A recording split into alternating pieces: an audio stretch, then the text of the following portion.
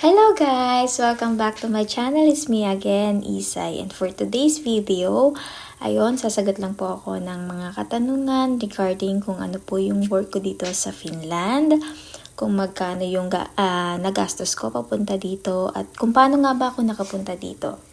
So guys, ako po ay galing Hong Kong. Nasa Hong Kong po ako noon, nagtatrabaho, and then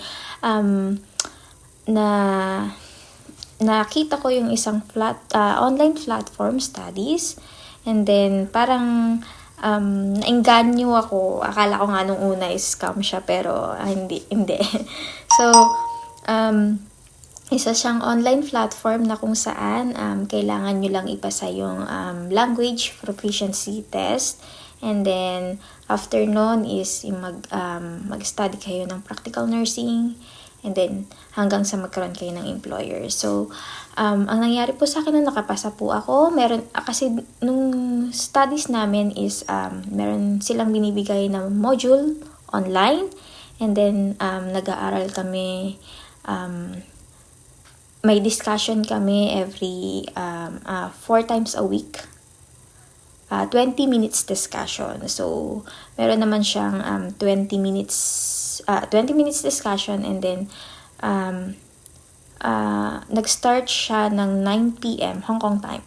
9 p.m. to 11:40 yung period ng discussion. So, pwede kang maging 9, ang schedule mo is 9 or 9:20, 9:40, mga ganun po.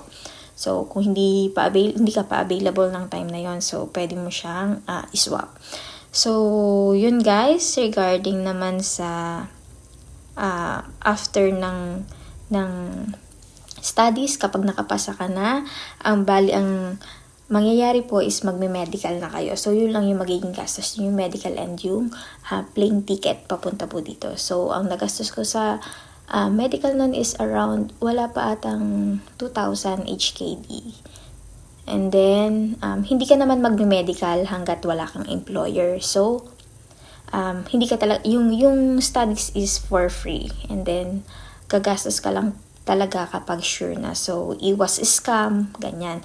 And then, yung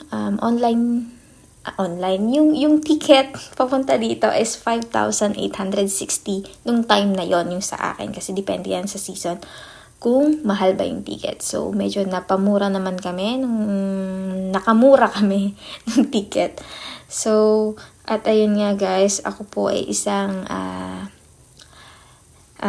care assistant, caregiver, or hoivavustaya dito sa Finland. Ako po ay naka-assign sa isang elderly homes.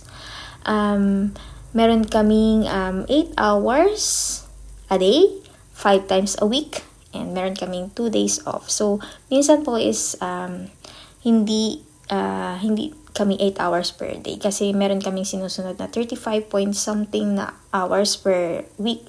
So, bubuin mo lang yun. So, minsan nagkakaroon kami ng 3 days off sa loob ng bali yung 3 weeks sa loob ng 3 weeks meron kaming 6 days off, or minsan 7 pa pag meron kaming 8 hours lagi na duty. So ano pa ba sa sahod naman? Sa sahod is yun nga, minimum wage kami na 2,080 something euro. So, ayun po.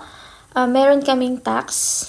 Kami nagbabayad din sa rent dito sa bahay. And then, yun, sa bill, sa kuryente, at saka sa tubig, or sa another something na bills. So, yun nga guys. Sa next video, i-share ko sa inyo kung ano yung online platform na